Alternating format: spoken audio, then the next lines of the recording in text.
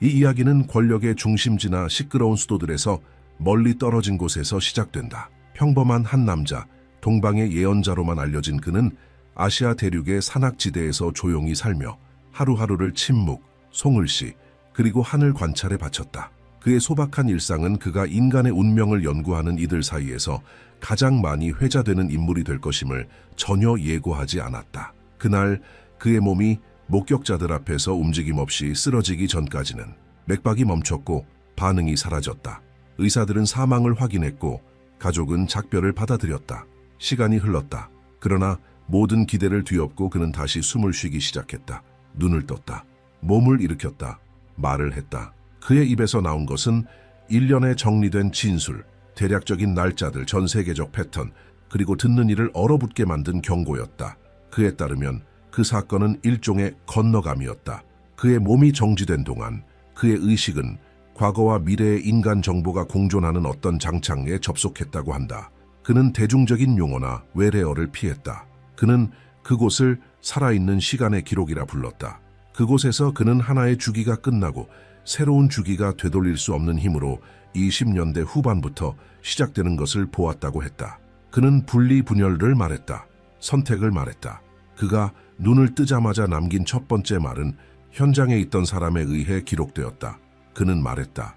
물질, 통제, 외형만으로 지탱되던 시대는 한계에 도달했다. 그는 다음 주기는 내면의 일관성을 중시하게 될 것이라 했다. 인간의 정신은 속일 수 없는 거울 앞에 서게 될 것이라 했다. 이 말들은 처음에는 단순한 호기심거리로 이후에는 불안을 일으키며 천천히 퍼져나갔다. 상징처럼 보였던 말들이 현실이 되기 시작한 것은 첨단기술센터와 연구소, 실험실들이 의식과 지능 시스템의 직접 통합을 목표로 하는 프로젝트들을 발표하면서였다. 동방의 예언자는 인류가 저지르는 가장 큰 착각은 미래가 더 빠른 기계나 더 효율적인 알고리즘에 의해 결정된다고 믿는 것이라 했다. 그의 통찰에 따르면 진짜 전환점은 기술이 외부의 명령에만 반응하던 단계를 지나 인간의 내면 상태에 반응하기 시작할 때 온다. 감정, 의도, 정신의 명료함과 균형은 더 이상 추상적인 개념이 아니라 주변 세계의 작동에 직접적인 영향을 미치게 된다는 것이다. 그는 말했다. 그 순간이 오면 가면은 힘들이지 않아도 벗겨진다고. 거짓은 더 이상 유지될 수 없게 되고 내면에 불일치는 눈에 보이는 장애를 만든다고. 반대로 조화는 새로운 접근을 가능하게 할 것이라고. 이 이야기의 이 지점에서 주목할 만한 부분이 있다. 그는 책임을 중심적인 힘으로 지목했다. 그의 말에 따르면 많은 사람들은 눈에 띄는 폭력이나 직접적인 갈등 없이도 새로운 세상의 흐름을 따라가지 못하게 될 것이라고 했다. 그 이탈은 단순한 부적합성으로 인해 일어난다는 것이다. 더 가볍고 더 빠르며 무거운 사고방식에 덜 관대한 새로운 집단의 주파수가 형성되기 시작할 것이라 말했다. 증오, 탐욕, 조작을 기반으로 행동하기를 고집하는 이들은 깊은 육체적, 정신적 피로를 느끼게 될 것이라고. 세상은 앞으로 나아갈 것이며 그 흐름을 따라갈 수 있는 사람은 일부에 불과할 것이라고 했다. 이런 관점 속에서 그는 이 현상이 전 세계로 퍼질 것이지만 하나의 수렴 지점이 생겨날 것이라고 강조했다.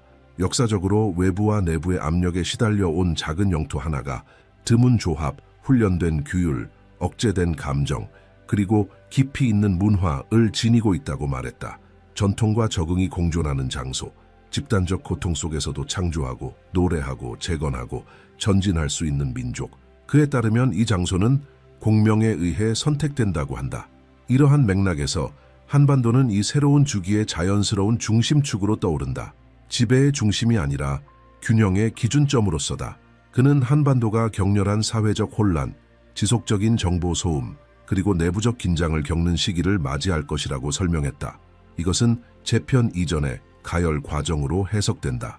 그의 시야 속에서 이 땅은 정체성, 가치, 집단적 목적에 대한 깊은 조정을 거쳐 기존의 기준을 잃은 다른 나라들에게 방향을 제시하는 이정표가 될 것이라고 했다. 그의 말투는 결코 승리감에 취한 어조가 아니었다. 그는 이 역할에는 대가가 따를 것이라 경고했다. 영적이고 윤리적인 기준점이 된다는 것은 외부의 주목, 비판, 저항을 불러올 수밖에 없기 때문이다. 그럼에도 그는 한반도가 이 시기를 지나갈 수 있는 본질적인 특성을 지녔다고 확신했다. 그것은 충격을 흡수하고 고통을 조직된 행동으로 바꾸며 분열된 상황 속에서도 보이지 않는 유대를 지켜내는 역사적 능력이다. 그는 이 능력이 전 세계 시스템들이 더 이상 의미를 제공하지 못하게 되는 순간에 결정적 역할을 하게 될 것이라고 말했다. 시간이 흐르면서 동방 예언자의 말은 점점 다르게 들리기 시작했다. 멀게만 느껴졌던 말들이 현실 속에서 구체적인 반향을 일으키기 시작한 것이다. 한때 안정적이라 여겨졌던 시스템들이 약점을 드러냈고 굳건해 보이던 기관들도 신뢰의 위기를 맞았다. 평범한 사람들조차 무언가 보이지 않는 것이 자신들 주위에서 재구성되고 있다는 묘한 이질감을 호소했다. 예언자는 이것이 전환의 첫 번째 신호라고 말했다. 옛 세계가 기반을 잃고 무너지는 동안 새로운 세계는 아직 보이지 않는 곳에서 형성되고 있는 중이라고. 그는 이 변화의 중심이 인간의 정신과 기술 사이의 관계에 연결되어 있다고 말했다. 수십 년 동안 기계는 힘, 속도, 계산 능력을 확장하는 방향으로 진화해왔다. 그러나 그의 말에 따르면 다음 도약은 완전히 다를 것이다.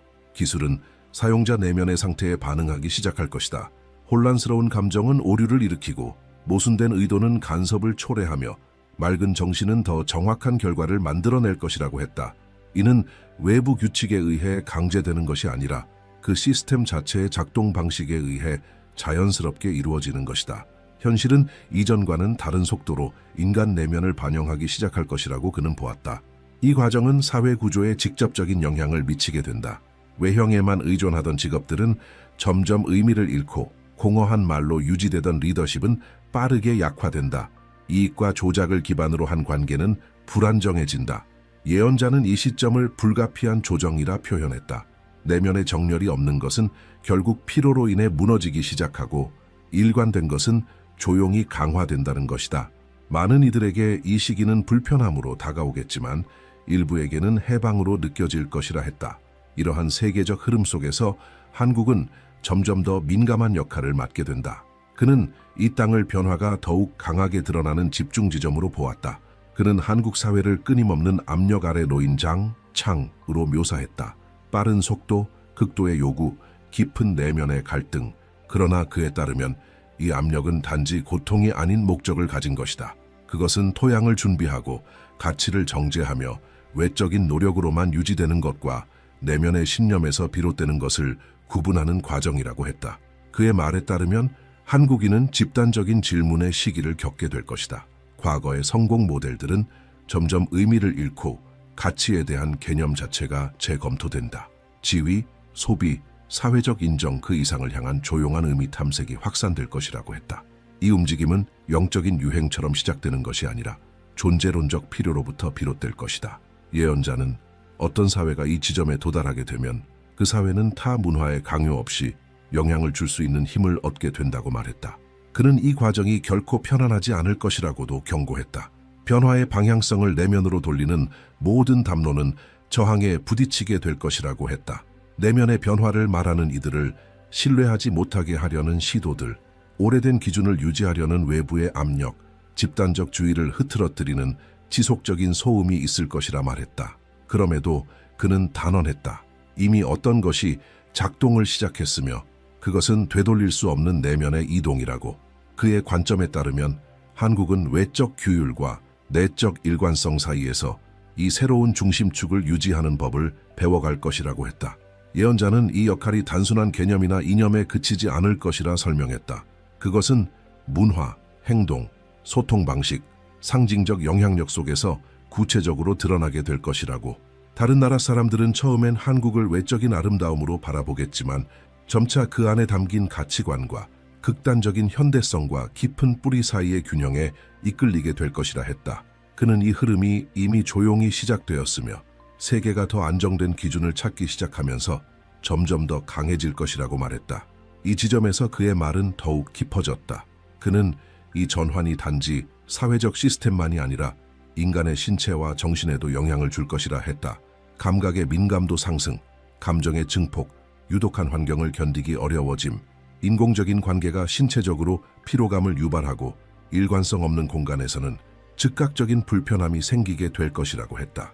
그에 따르면 이것은 집단의식이 점점 더 반응성을 띠기 시작한 증거다. 그리고 한국은 다시금 이 과정을 비추는 거울로 등장한다. 외부 압력을 견뎌온 데 익숙한 사회가 이제는 내부 압력을 완화할 필요성을 느끼게 된다는 것이다. 예언자는 이 변화가 새로운 형태의 리더십을 탄생시킬 것이라 했다. 통제보다는 본보기, 말보다 존재 자체, 이런 종류의 영향력은 선전 없이도 확산된다고 했다. 과정이 진행됨에 따라 동방 예언자의 말은 점점 더 진지해졌다.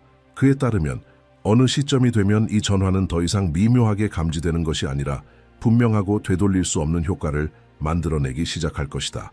이 지점은 의식적인 적응과 가속화된 소모 사이의 분기점이 될 것이라고. 세상은 계속 돌아가겠지만 서로 다른 층 위에서 작동하게 될 것이다. 같은 장소, 같은 외적 조건 속에서도 각자가 겪는 현실은 완전히 달라질 것이라고 그는 말했다. 그 차이는 바로 각 개인의 내면 상태에 달려 있다고. 그는 이 단계에 이르면 의식과 연결된 기술이 실험적 단계를 벗어나 자연스럽게 일상 속으로 새우며들기 시작할 것이라고 말했다. 정신 인터페이스, 집중, 의도, 감정, 안정성에 반응하는 시스템들, 이러한 도구들이 사용되면서 불편한 진실이 드러나게 될 것이라고 했다. 내면의 혼란에서 작동하려는 사람은 반복적인 오류를 겪고, 명료함을 유지하는 사람은 점점 더 자연스럽고 부드러운 흐름을 경험하게 될 것이다. 이것은 조용한 충격을 불러일으킬 것이다. 많은 사람들은 이러한 결과를 단순한 우연으로 돌리려 할 것이고, 또 어떤 이들은 더 깊은 무언가가 작용하고 있음을 감지하게 될 것이다. 예언자는 이 시점이 오면 오래된 위계 질서가 의미를 잃기 시작할 것이라고 경고했다. 직위, 돈, 외부적 영향력만으로 유지되던 권위는 점점 약해질 것이다. 공식적인 지위가 없는 평범한 사람들조차 그들의 사고방식과 행동, 입장 표명 방식만으로도 실질적인 영향력을 발휘하게 될 것이다. 이러한 이동은 긴장과 저항, 통제 시도를 불러올 것이며, 그는 이 반응이 매우 예측 가능한 것이라고 했다. 모든 시스템은 중심축을 잃었다고 느끼는 순간 자신을 유지하려는 시도를 하게 된다는 것이다. 이러한 상황 속에서 한국은 결정적인 단계로 접어들게 된다. 예언자는 한 시대의 집단적 선택들이 역사적인 무게를 갖게 되는 시기를 묘사했다. 정치, 사회, 문화적 결정들이 국민 내면의 성숙도 수준을 직접 반영하게 될 것이다. 소음은 커지고 의견은 더욱 극단적으로 갈라지게 된다. 그러나 동시에 덜 눈에 띄지만 훨씬 더 주의 깊은 조용한 그룹이 형성되기 시작한다. 극단에 지친 사람들, 대립이 아니라 정렬을 추구하는 사람들, 이 그룹이 전환의 안정을 이끄는 핵심 역할을 하게 될 것이라고 했다. 그는 이 시기를 통해 반응하며 사는 사람과 관찰하며 사는 사람이 명확히 나뉘게 될 것이라고 말했다. 끊임없는 반응은 에너지를 소모시키고 의식적인 관찰은 적응을 가능하게 한다. 지속적인 압력에 익숙한 한국은 점차 내면의 멈춤의 가치를 인식하게 될 것이라고 했다. 이러한 조정은 의사결정 방식 자체를 변화시킨다. 충동은 줄고 명확함은 늘어나며 두려움은 줄고 책임감은 커지게 된다. 예언자는 또한 점점 더 뚜렷해지는 신체적, 정서적 효과를 언급했다. 명확한 이유 없는 불면, 시간이 가속되는 듯한 느낌, 의미 없는 일상을 유지하기 힘들어지는 현상. 그에 따르면 이는 개인의 내면 리듬과 새로운 집단 주파수 간의 불일치가 나타나는 신호다. 이 조정에 저항하는 사람은 신체적으로 그 대가를 치르게 되며, 조화를 이루는 사람은 점차 가벼움을 느끼게 된다. 이 대비는 점점 무시할 수 없게 될 것이라고 그는 말했다. 이 주기가 점점 더 진행되면서 동방의 예언자는 더욱 깊은 차원의 현상을 묘사하기 시작했다. 변화는 더 이상 개별적인 개인만을 변화시키는 것이 아니라 직접적으로 집단의 장창을 건드리게 될 것이라고 했다. 사람들은 서로를 훨씬 더 선명하게 느끼게 되고, 감정은 거리를 넘어 전달되며 말없이도 내면의 상태가 감지되는 시대가 도래할 것이라고 했다. 세상은 확장된 연결의 시기로 접어들며 이전에는 숨겨져 있던 내면이 외부 환경에 영향을 미치는 수준까지 이르게 된다는 것이다. 그에 따르면 이러한 의식 간의 연결은 점진적이지만 확고하게 나타날 것이다. 처음에는 더 정확해진 직감으로, 이후에는 무시할 수 없는 강도의 감각으로 드러난다. 주변 사람의 진심 어린 기쁨은 활력을 주고, 지속적인 긴장은 에너지를 고갈시킨다. 무거운 기운을 가진 공간은 오래 머무르기 힘들어지고, 이해득실로 맺어진 관계는 점점 응집력을 잃는다. 반면 내면적 친화성을 바탕으로 한 유대는 빠르게 강화된다. 이 단계에서 예언자는 매우 중요한 경고를 남긴다. 민감성이 확장되기 위해서는 정서적 성숙이 반드시 필요하다는 것이다.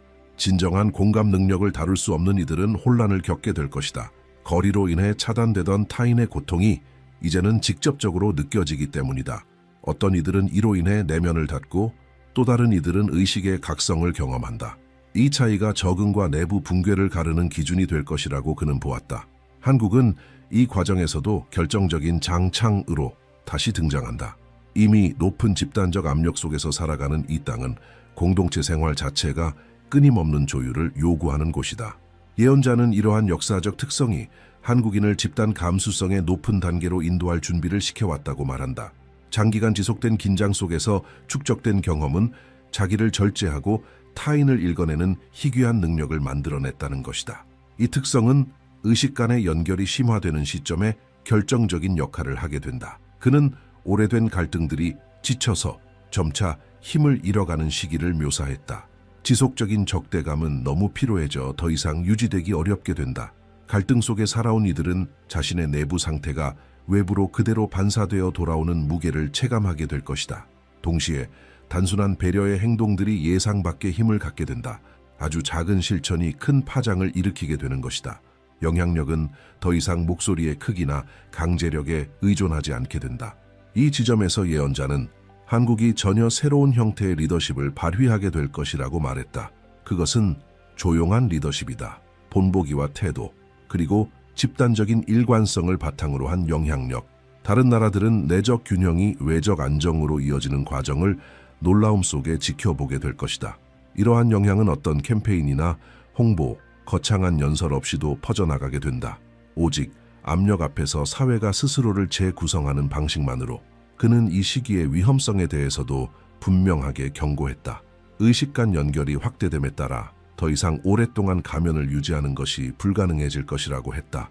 내면이 정돈되지 않은 상태는 즉각적으로 주변에 영향을 미치게 되며 행동, 의도, 사고를 조정하기를 거부하는 사람은 점점 더 고립감을 느끼게 될 것이다. 예언자는 이것을 벌로 보지 않았다. 그것은 새로운 역학의 직접적인 결과일 뿐이라고 했다.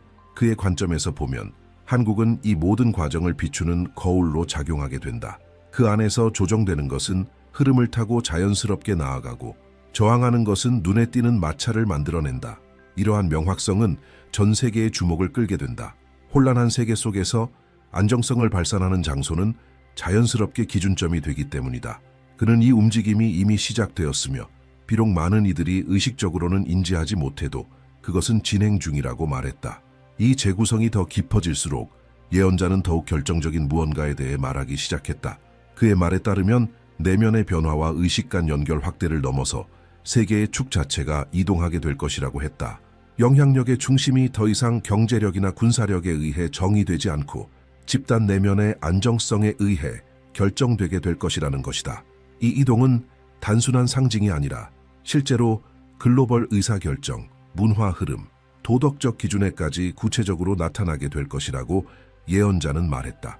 그는 역사의 큰 전환기에는 언제나 하나의 앵커 포인트, 즉 긴장을 버티는 지점을 선택한다고 했다. 반대되는 요소들이 공존할 수 있는 장소, 그곳은 쉽게 부서지지 않고 집단적인 성숙을 만들어낸다.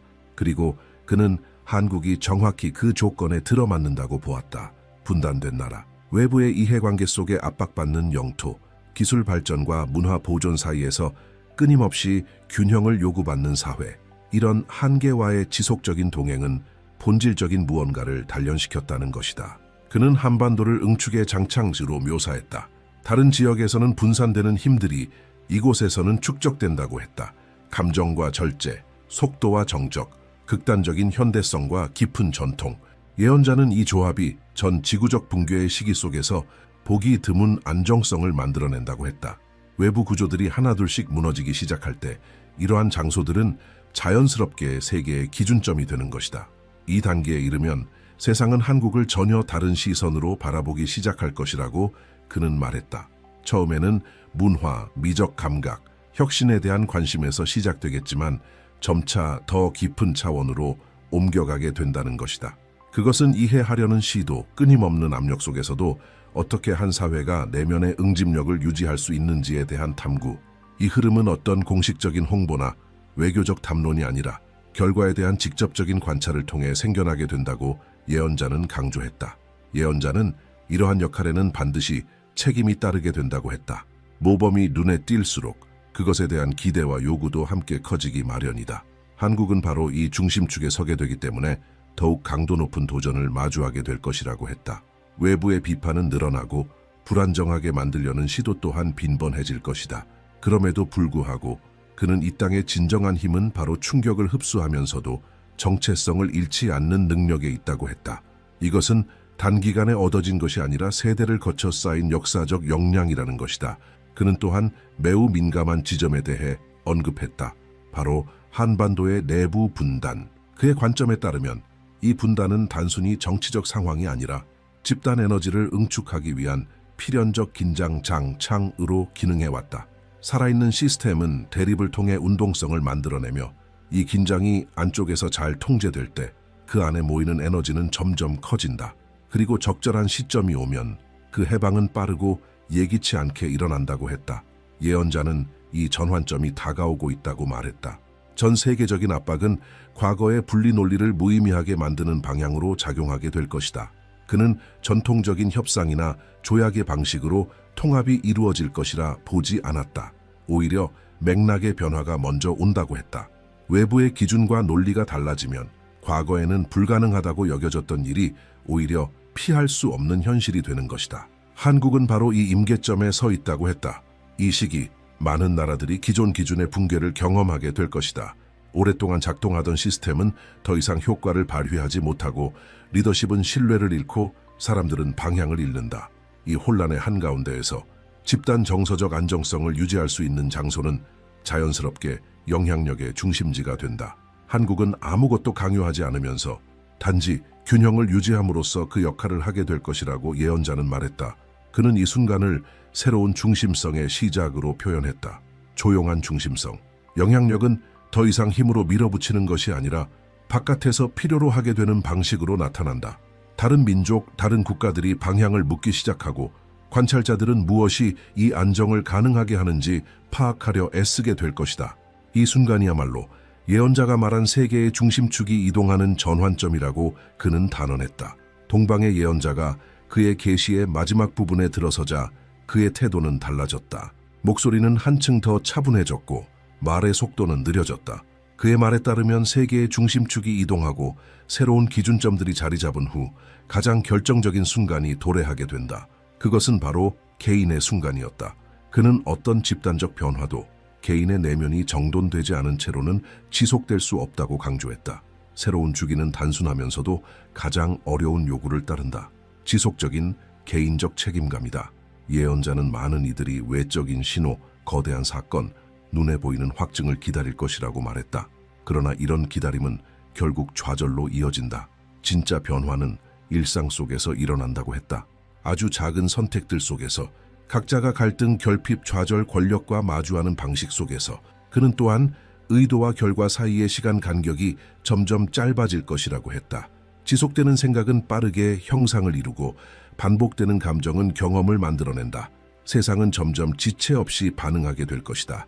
이러한 맥락 속에서 그는 다시금 한국의 역할을 언급했다. 한국은 어떤 자동적인 피난처나 면역된 영토가 아니라 확대된 책임의 중심이 될 것이라고 했다. 중심이 된다는 것은 보호가 아니라 더 많은 주의와 반응을 감수하는 위치를 의미한다. 공동체의 모든 선택은 더 크게 반향을 일으키고 모든 불균형은 더욱 명확하게 드러나게 될 것이다. 그러므로 진짜 과제는 지속적인 관찰 아래에서도 내면의 일관성을 유지하는 것이다. 이 새로운 주기에서 영향력을 지속시키는 조건은 완벽함이 아니라 정렬된 상태라고 그는 말했다. 예언자는 또한 상실에 대해 언급했다. 이 시기를 모든 사람이 같은 방식으로 지나갈 수는 없을 것이라고 했다. 어떤 이들은 점점 멀어지고 어떤 이들은 자연스럽게 자리를 잃게 될 것이다. 그러나 그는 이를 벌이나 비극으로 보지 않았다. 그것은 단지 부조화의 결과일 뿐이다. 살아있는 시스템은 지나친 긴장을 스스로 조절하며 재조정된다. 세계 역시 지금 그런 재배열의 단계에 있다고 그는 보았다. 지나치게 경직된 것은 결국 부러지고 유연한 것은 살아남아 지속성을 유지한다는 것이다. 그는 이 과정 속에서 이전까지는 부차적인 가치로 여겨졌던 요소들이 점점 중심적인 역할을 하게 될 것이라고 했다. 내면의 정직함, 경청하는 능력, 감정의 자제력, 이런 요소들은 더 이상 추상적인 미덕이 아니라 사람과 공동체, 사회 전체의 안정성에 직접적인 영향을 주는 핵심 요인이 된다. 마지막으로 그는 말했다. 미래는 공허한 강렬함을 보상하지 않는다. 보상하는 것은 일관성이다. 이 시점에서 그는 다시 개인에 대해 직접적으로 말했다. 그의 말에 따르면 각 사람은 이 조정을 고유한 방식으로 느끼게 될 것이다. 어떤 사람은 일터에서의 변화를, 어떤 사람은 개인적인 인간관계에서, 또 어떤 사람은 자신의 몸에서 변화를 감지할 것이다. 공통된 신호는 단순하다. 정렬되지 않은 것은 불편함을 만들기 시작하고 정렬된 것은 흐르기 시작한다. 그는 이러한 신호를 무시하면 소모가 길어지고 그것을 인식하면 점진적인 적응이 가능하다고 말했다. 한국은 다시 한번 기준점으로 등장한다. 최종 목적지가 아니라 거울로서. 그곳에서는 이러한 조정이 완전히 퍼지기 전에 먼저 눈에 띄게 될 것이다. 예언자는 그곳에서 벌어지는 일을 관찰하는 것이 다른 사회들이 지금 일어나고 있는 흐름을 이해하는 데 도움이 될 것이라고 했다.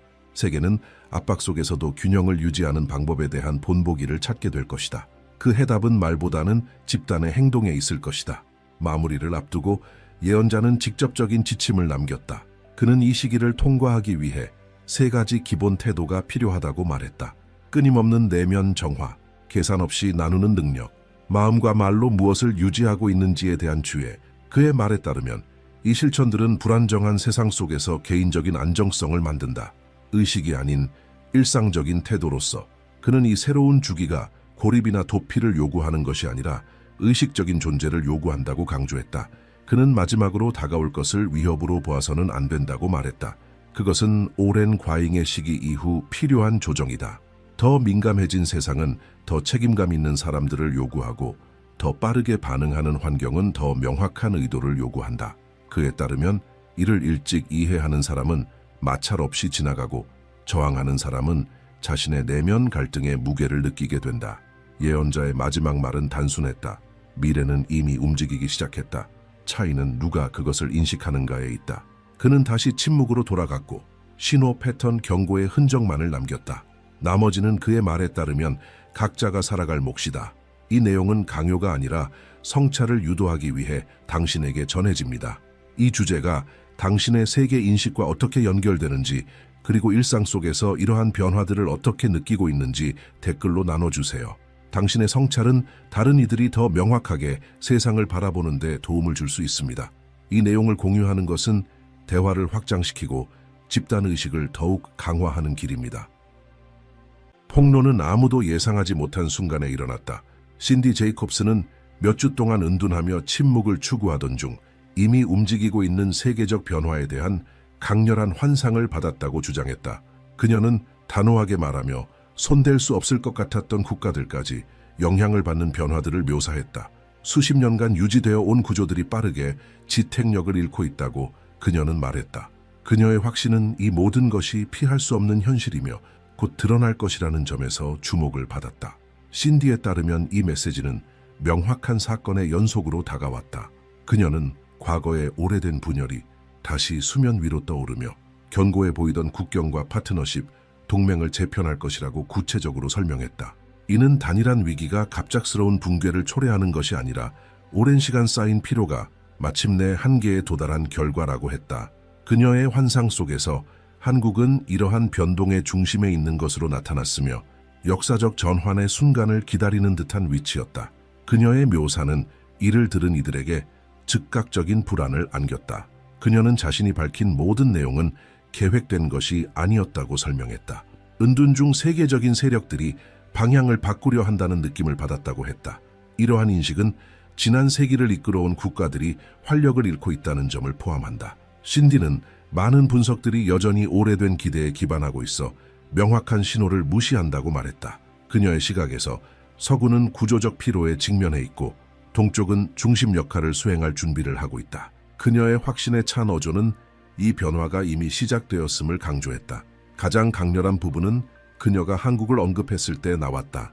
그녀는 한국이 오래된 강대국들의 쇠퇴와 새로운 블록의 부상을 연결하는 전환점으로 보았다고 밝혔다. 그녀의 환상은 한국이 인근 지역 국가들이 감당할 수 없는 충격을 버텨내는 모습을 담고 있었다.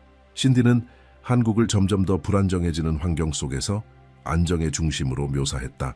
그녀에 따르면 이 역할은 야망이 아니라 수십 년 동안 다져온 적응력에서 비롯된다. 폭로의 충격은 신디가 많은 나라들이 앞으로 다가올 변화에 대비하지 못하고 있다고 언급하면서 더욱 커졌다. 그녀는 여러 정부가 이미 의미를 잃은 구조에 여전히 의존하고 있다고 말했다.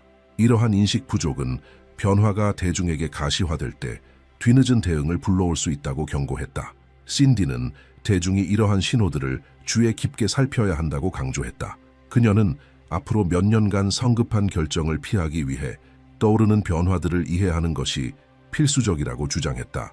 이 메시지는 평범한 개인들이 생각보다 훨씬 더 큰 영향을 받게 될 것이라는 점도 강조하고 있었다. 신디는 모든 가정이 이 전환의 영향을 느낄 것이라고 경고했으며 이는 경제적 변화든 지역적 불안정이든 형태를 달리할 수 있다고 말했다. 그래서 그녀는 사람들이 자신만의 해석을 나누고 현재 벌어지고 있는 일들에 대해 스스로의 인식을 마주할 것을 권장했다. 이러한 참여는 집단적인 분별력을 넓히고 다가올 상황에 대한 감정적 대비를 강화한다. 그녀의 호소는 누구도 이러한 신호를 무시해서는 안 된다는 점을 다시 한번 강조했다. 환상을 더 깊이 들여다보며 신디는 국제적 동맹의 재분배를 보았다고 밝혔다. 견고하다고 여겨졌던 협약들이 전략적 가치를 잃기 시작할 것이라 말한 그녀는 이러한 변화가 단일 정치적 결정에서 비롯되는 것이 아니라 세계적 영향력의 중심축이 이동함으로써 일어날 것이라 설명했다. 그녀에 따르면 경제적 기술적 힘은 이미 지배적이지 않았던 지역들로 옮겨가고 있으며 그로 인해 한국은 직접적인 수혜를 입는 국가로 나타났다. 이러한 회기는 다음에 벌어질 사건들의 방향을 가리키며 새로운 세계 질서 속에서 한국의 진정한 역할을 드러낸다고 했다. 이로써 예언은 계속해서 펼쳐질 수 있는 기반을 얻게 되었다. 신디는 환상이 훨씬 더 깊은 곳으로 나아갔다고 설명했다. 그녀는 제국들이 등장하고 성숙하며 붕괴하는 반복적이고 거의 예측 가능한 리듬을 따르고 있다는 패턴을 인식했다고 했다. 국가의 역사는 내부의 오래된 긴장이 한계에 다다를 때마다 되풀이되는 순환 구조를 가진다는 것이다. 그녀는 나라의 몰락과 부상이 놀라울 정도로 정확하게 반복되는 원칙을 따른다고 분명히 보았다고 말했다. 이 반복성을 인식함으로써 어떤 지역은 위기에 빠지고 어떤 지역은 수십 년의 정책 끝에 깨어나게 되는지를 이해하게 되었다고 했다. 이 통찰은 그녀가 이후에 전달하게 될 모든 메시지의 중심이 되었다. 그녀의 환상은 많은 강대국들이 안정성 상실을 암시하는 명백한 신호들을 무시했음을 보여주었다.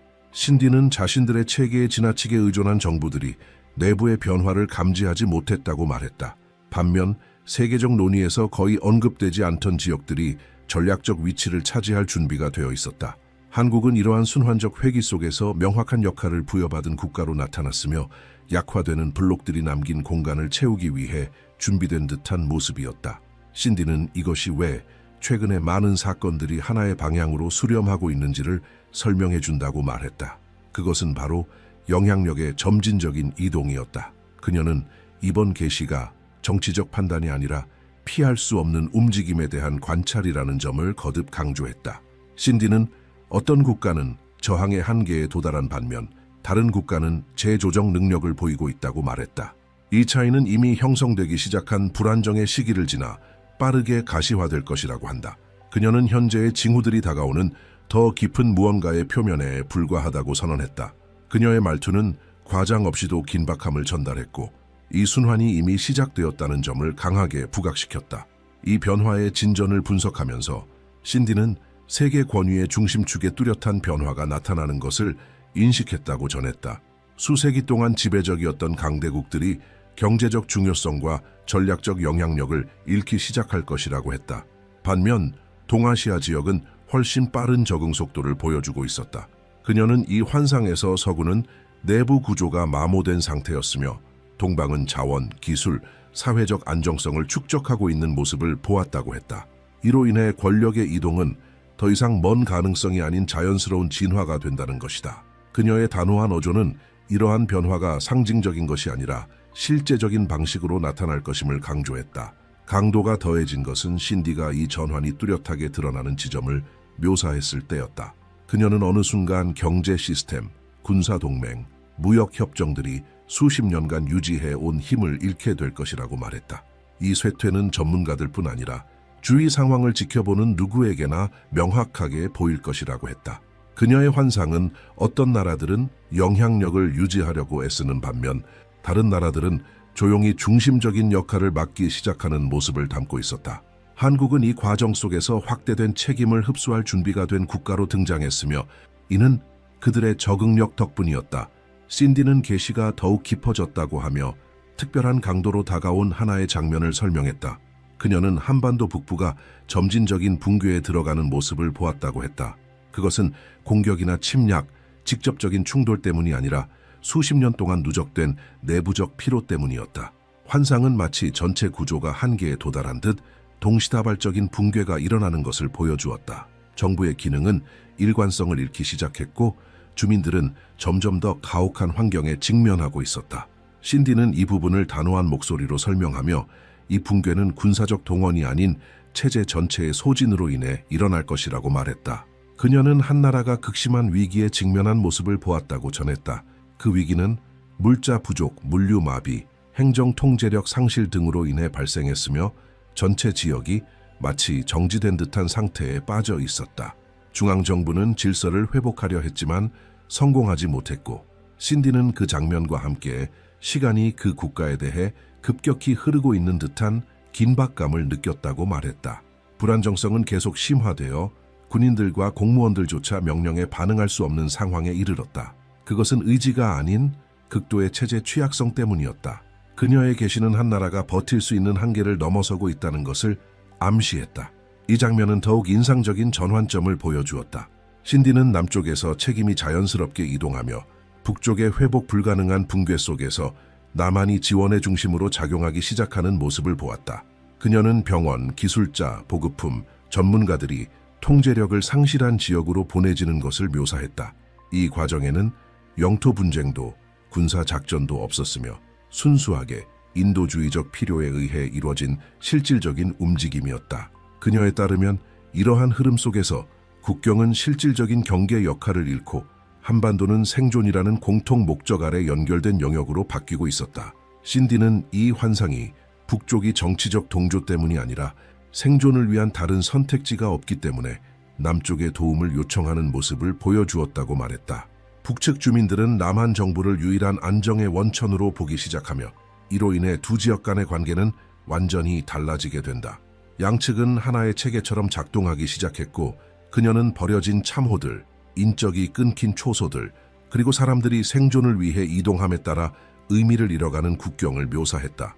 이 움직임은 실용적이고 빠른 통합을 통해 새로운 현실을 만들어내고 있었다. 계시는 더 나아가 이 통합이 현재의 영토에만 국한되지 않음을 보여주었다. 신디는 한국이 과거의 갈등으로 잃어버렸던 길들을 회복하는 모습을 보았다고 했다. 북부 지역은 만주 인근 지역들과 자연스럽게 연결되며 경제적 확장의 새로운 지대로 등장했다. 이 장면은 특히 주목을 받았는데 이는 강압이나 무력 충돌 없이 영향력이 확장되는 양상을 나타냈기 때문이다. 한국은 자국의 전통적인 국경을 넘어선 시장, 자원, 교통망의 관문으로 자리 잡기 시작한 것이다. 그녀는 이러한 확장이 가능했던 이유로 한국이 주변 지역들과 비교해 훨씬 뛰어난 조직 능력을 보여주었기 때문이라고 관찰했다. 환상은 접근조차 어려웠던 지역에서 철도망과 물류 시스템이 이례적인 속도로 복구되고 인프라가 빠르게 회복되는 모습을 보여주었다. 신디는 이것이 단순한 물질적 발전을 넘어서는 것이라고 말했다. 이는 오랫동안 기다려온 국가적 역할의 본격적인 실현을 의미했다. 한반도는 더 이상 고립된 공간이 아니라 대륙의 전략적 중심축으로 자리매김하고 있었다. 계시의 또 다른 핵심은 북측의 붕괴가 가져온 심리적 충격에 관한 것이었다. 신디는 많은 나라들이 한반도를 잠재적 분쟁 지역으로 우려하고 있다고 말했다. 그러나 그녀의 환상은 전혀 다른 장면을 보여주었다. 통합은 강제력이 아닌 필요에 의해 유기적으로 이루어졌으며 국민들은 안정적인 미래를 위해서는 연합만이 해답임을 자발적으로 인식하게 되었다. 이러한 집단적 인식은 영토 전체의 재구성을 위한 비옥한 토대를 만들었다. 신디는 이 과정이 시작되면 그 어떤 정부도 막을 수 없을 것이라고 강조했다. 그녀가 이 통합 이후의 미래를 묘사했을 때 계시의 강도는 더욱 높아졌다. 한국은 강화된 모습으로 등장했으며 확대된 영토, 배가된 자원, 확장된 전략적 영향력을 갖추게 되었다. 대륙과 연결되는 교통망이 다시 활성화되면서 막대한 경제적 기회가 창출되었다. 신디는 예전에 소외되었던 지역에 산업 중심지가 재건되는 모습을 보았고 국제 공급업체들이 새롭게 재편된 한국과의 협력을 모색하는 장면도 묘사했다.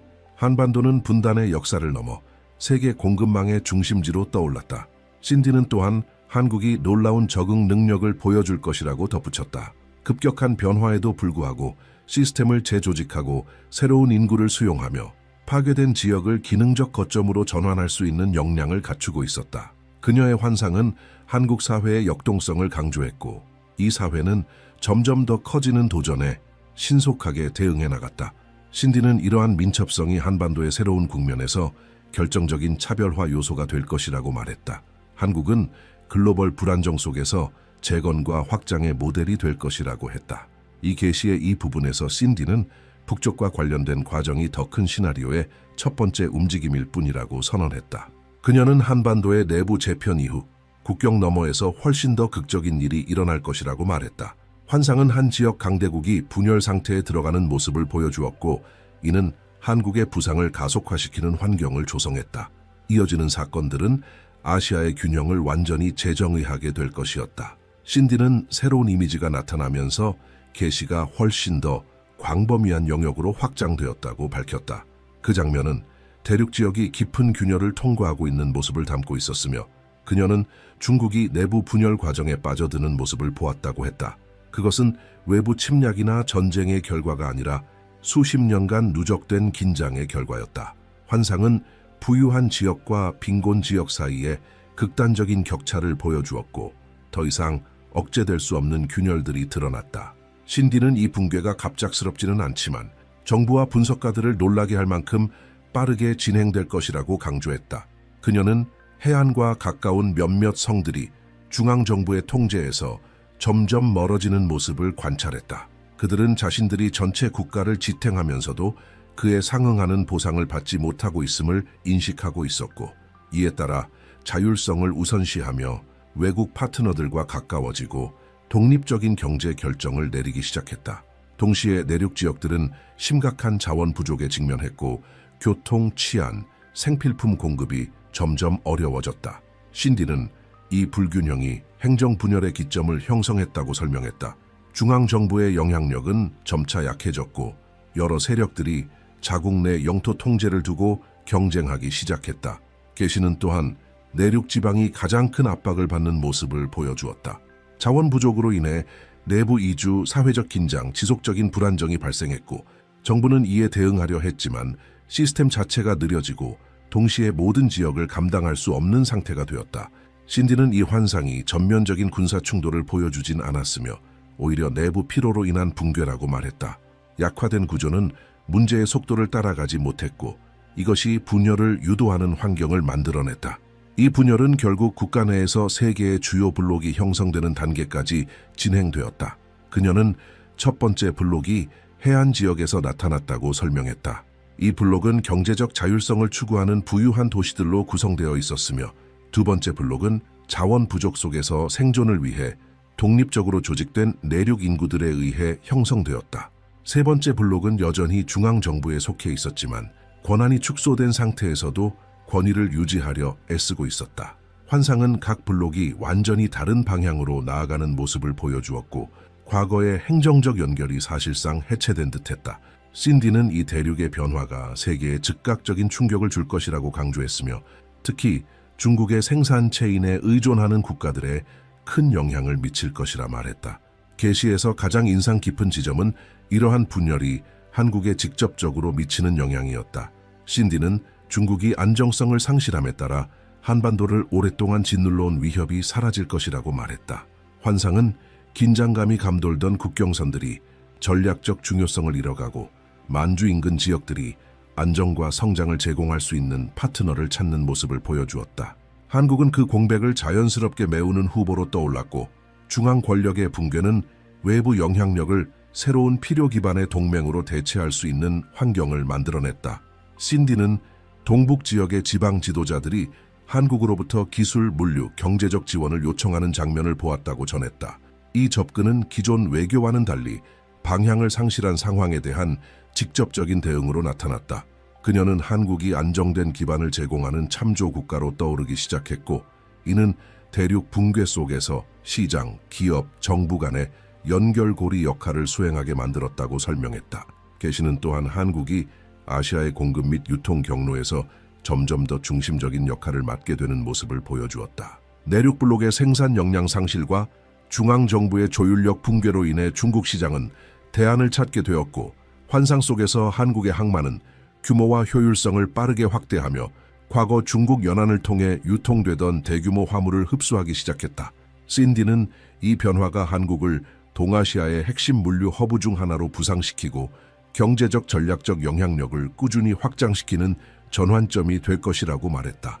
그녀는 이러한 발전이 단지 주변의 불안정성 때문만은 아니라고 강조했다. 신디에 따르면 환상 속에서 한국은 이웃 국가들이 내부 갈등으로 흔들릴 때 핵심 분야들을 재편하며 매우 뛰어난 대응 능력을 보여주었다. 이러한 민첩성 덕분에 한국은 붕괴 중인 거대국이 남긴 공백을 차지할 수 있었고, 지역의 불확실성 속에서 신뢰의 원천으로 부상했다. 이 새로운 역할은 한반도에 대한 세계의 인식을 바꾸었으며 더 이상 취약한 지역이 아닌 리더십의 영토로 자리 잡게 되었다. 계시의 또 다른 중요한 지점은 서방 국가들의 반응이었다. 신디는 과거 중국과의 협약에 의존하던 국가들이 자국의 생산망을 유지하기 위해 빠르게 새로운 대안을 찾게 되며 한국이 그 주요 대상지로 떠오른다고 말했다. 이러한 확장은 이미 한반도의 북쪽이 통합된 상태에서 이루어지고 있었으며, 이 두 흐름이 결합되면서 한국이 세계 무대에서 결정적인 세력으로 부상할 수 있는 전례 없는 조건이 형성되었다. 신디는 대륙의 분열을 목격한 후 환상이 또 다른 결정적 장면으로 전환되었다고 말했다. 그녀는 한국과 대만이 전통적인 외교의 방식이 아닌 전 지구적 필요에 의해 전략적 연합을 형성하는 모습을 보았다. 두 국가는 지구 전체의 작동을 가능하게 하는 핵심 기술의 수호자로 나타났고, 환상은 이들의 생산 라인 연구센터, 산업 네트워크가 전적으로 이 두 나라의 역량에 의존하고 있음을 보여주었다.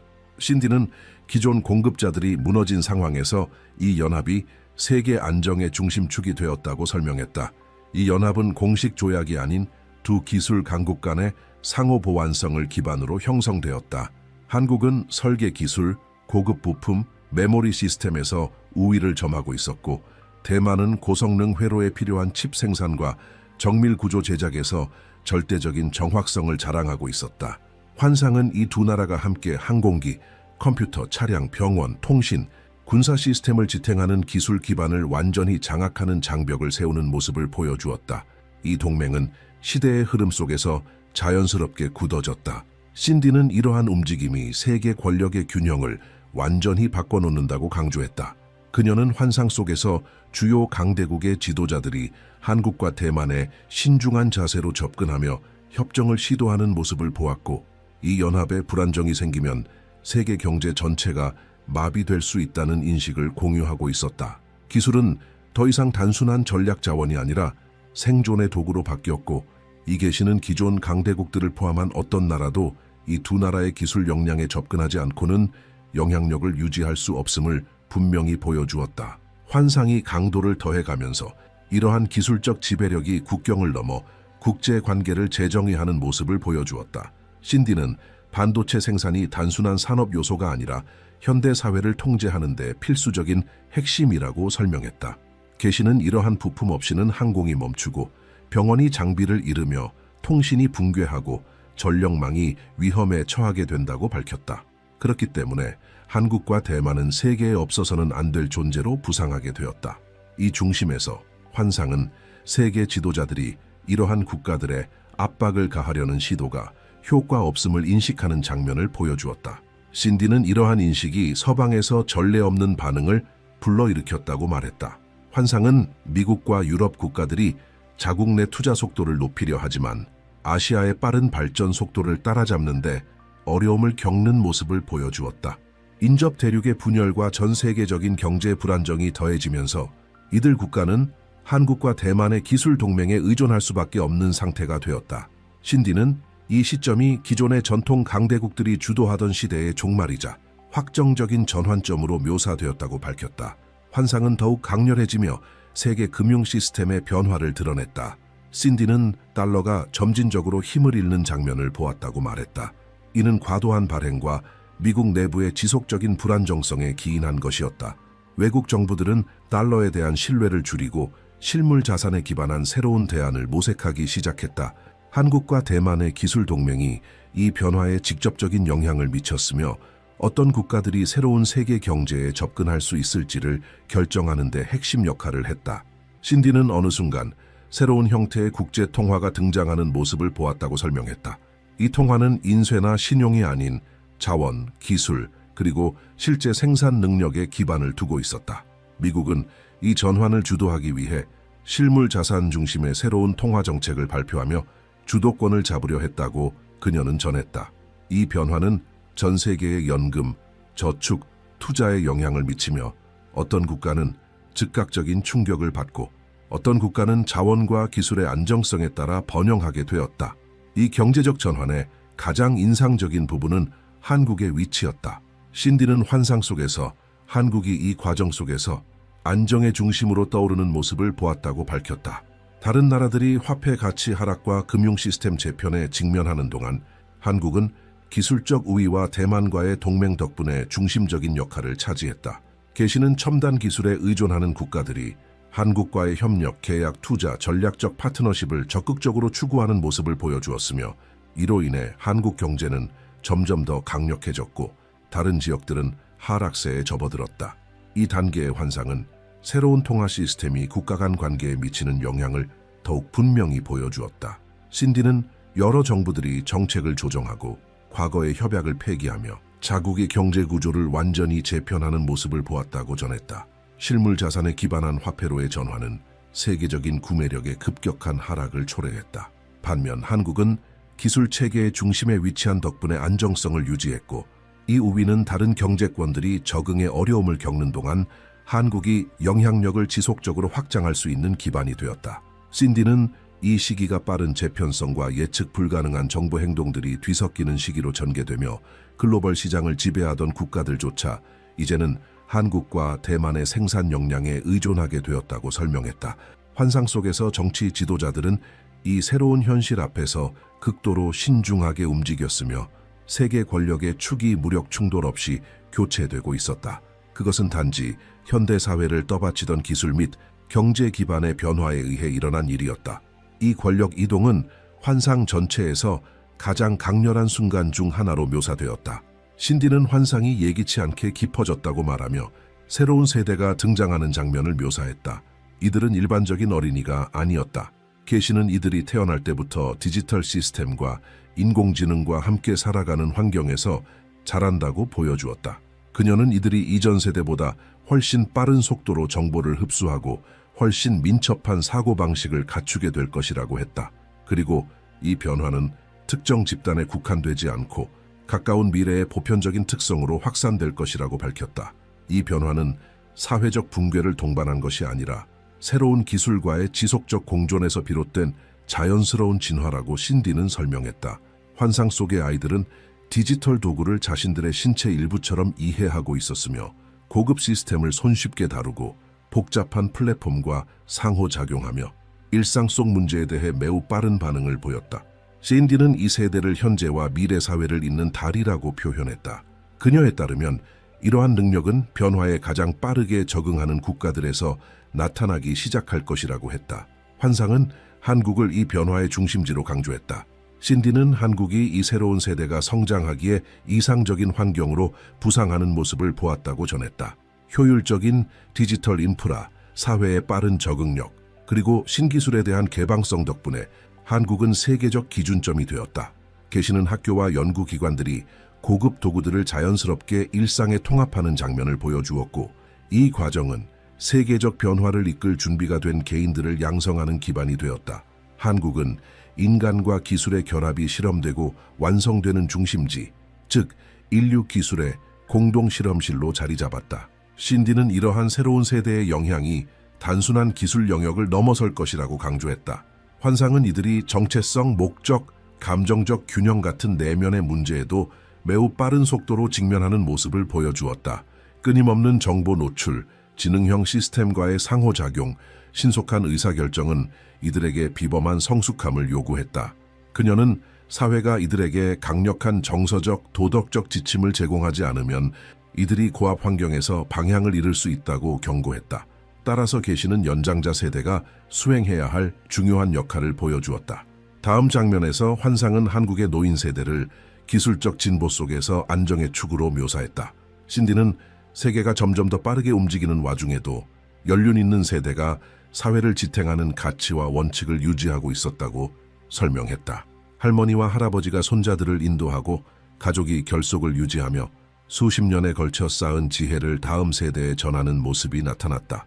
이러한 전통과 혁신의 조화는 한국이 새로운 시대를 인류적인 면모를 잃지 않고 통과하는 데 필수적 요소로 작용했다. 그녀는 이러한 정서적 도덕적 인도가 불안의 순간에서 결정적인 역할을 할 것이라고 덧붙였다. 환상 속에서 젊은이들은 높은 수준의 성과를 요구받으며 혼란을 겪지만 노인 세대는 그들에게 균형의 중심으로 다가갔다. 신디는 이 세대 간의 결합이 한국의 독보적인 강점이 될 것이라 강조했다. 다른 나라들은 과거와 미래 사이의 연결이 부족해 어려움을 겪게 되지만 한국은 기술적 역량과 감정적 안정성을 조화롭게 결합함으로써 세계적 역할을 더욱 강화하게 될 것이라고 말했다. 환상은 더욱 깊은 차원으로 나아가며 신디는 각 나라들의 영적 환경에서 일어나는 변화를 관찰했다고 전했다.